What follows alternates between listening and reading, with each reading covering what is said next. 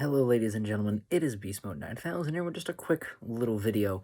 Not going to be edited too much. I'm going to maybe put a couple still frames in for this video as well. Just want to quickly talk about, as you can see my shirt, Bray Wyatt's return tonight. I'm actually recording this about like 2:30 in the morning. Should have recorded this a little bit earlier, but hey, is what it is. I'm doing it right now because the idea just hit me. I was like, I should record this and talk about Bray Wyatt's return. I just wanted to say real quick that return was amazing.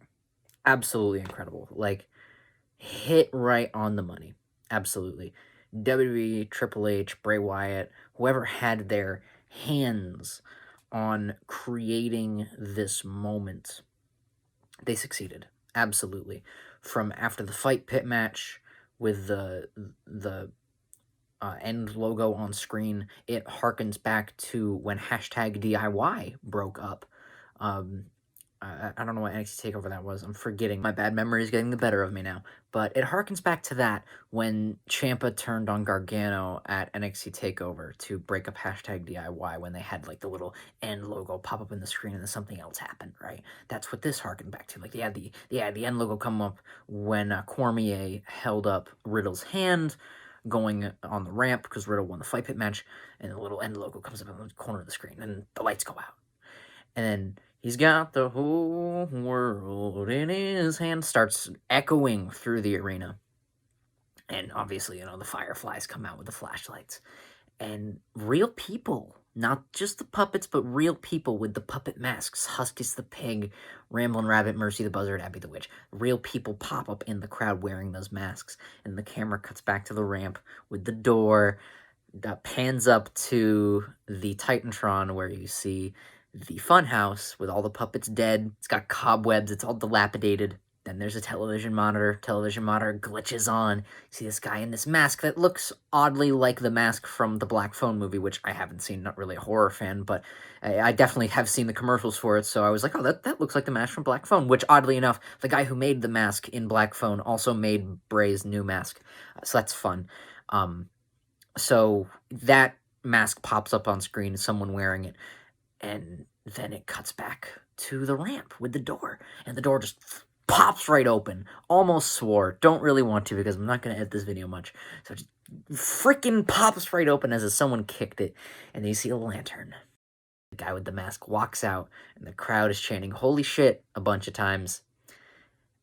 And he takes the mask off. It's Bray Wyatt. And that reaction, that pop,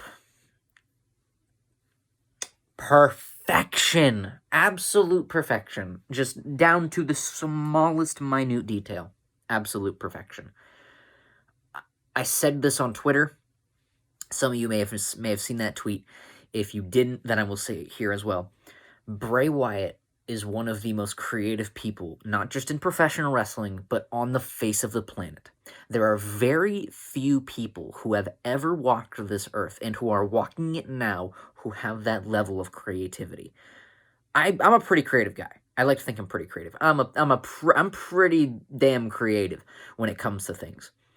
Bray is he's another breed. He's 100 or so levels above me. And that's crazy that someone can be that creative, especially in today's day and age. Not knocking on, the past 20 or so years, or even more than that, 30, 40 years of creative people. But there haven't been too many, really creative people to the manner of Bray Wyatt, that level of creativity. The only two I can think of from history, Vincent van Gogh and Edgar Allan Poe.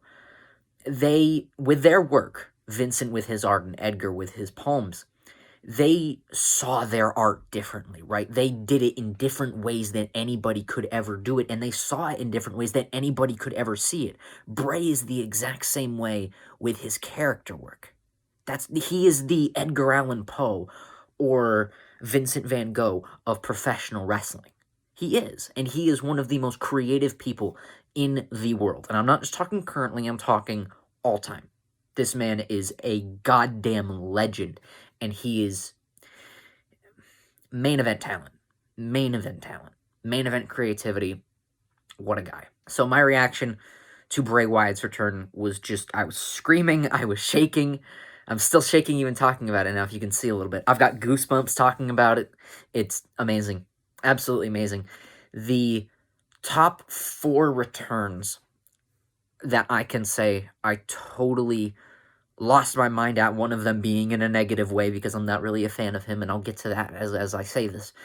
The top 4 returns that I can think of off the top of my head in the past, like, 2 years, 2020 on to 2022, the top 4 in no particular order, I'm not ranking them, I'm just saying, they're pretty much all equal to each other in the pop and in the reaction and whatever, like, the reaction of people at home and the pop of people in the arena. Of course, the reaction of me too, one of them was a negative reaction, which I'll say. Edge at Royal Rumble 2020. Obviously, the crowd lost their mind. I was screaming my head off. I was so very happy. Cody at WrestleMania this year, which I'm not a big fan of Cody, so that was obviously a negative reaction for me. I was like, grr, no, how dare you? But the crowd popped. They loved it, and it was a great return. CM Punk, AEW 2021 at the First Dance. Lost my mind as my favorite wrestler of all time. It was absolutely amazing. Great moment. You could barely hear the music because how loud the crowd was. And finally, Bray Wyatt at Extreme Rules. That, amazing. I have no other words than amazing. That was incredible, as were all those returns. All of those moments, even though I'm not a fan of Cody, I will say, all of those moments, including Cody's, were 100% memorable. Absolutely memorable, and stuff we are going to remember forever. 100%. I don't care if you're an old fan of wrestling. I don't care if you've just gotten into it in the last 5 years. I don't care if you were born watching it like I was. I don't care if you're like a lapsed fan. You probably have seen this on Twitter. If you're a lapsed fan of wrestling, you checked in on Twitter, you're like, holy crap, Bray Wyatt came back. Yes, I said crap because I don't want to swear too much because I'm not going to edit this video much, like I said. You were like, holy crap, Bray Wyatt came back. I guarantee you saw it on Twitter if you were a lapsed fan and you lost your mind. Absolutely you did. I don't care if you're a lapsed fan. I don't care if you just got into it. I don't care who you are. You're going to remember this. You're going to remember all 4 of those moments. That's what wrestling's about. It's about making memorable moments that you will remember forever. And that's one of the many things professional wrestling is about. And Bray knows that, clearly. What a moment. What a great show from top to bottom. 9 out of 10 for me. Absolutely amazing. And if this was the final Extreme Rules, there have been rumors going around it's going to be the last ever Extreme Rules, then what a way to go out. Ladies and gentlemen, hope you enjoyed the show. I know I did. And stay tuned for more from me in the future. I'm going to be doing Bash at the Beach on my YouTube channel very, very, very soon. That is actually next weekend on Saturday, October 15th at 2 p.m. Eastern Standard Time. Make sure you check in for that. It'll be premiering. It's going to be a great show, and I hope you really enjoyed it. Put a lot of work into it. Really busted my ass for it, and I cannot wait to show it to you. It's going to be absolutely amazing. So stay tuned for that. Stay tuned for more from me in the future, whatever I do down the road, and I will see you very, very soon. Take it easy. Much love. Peace out.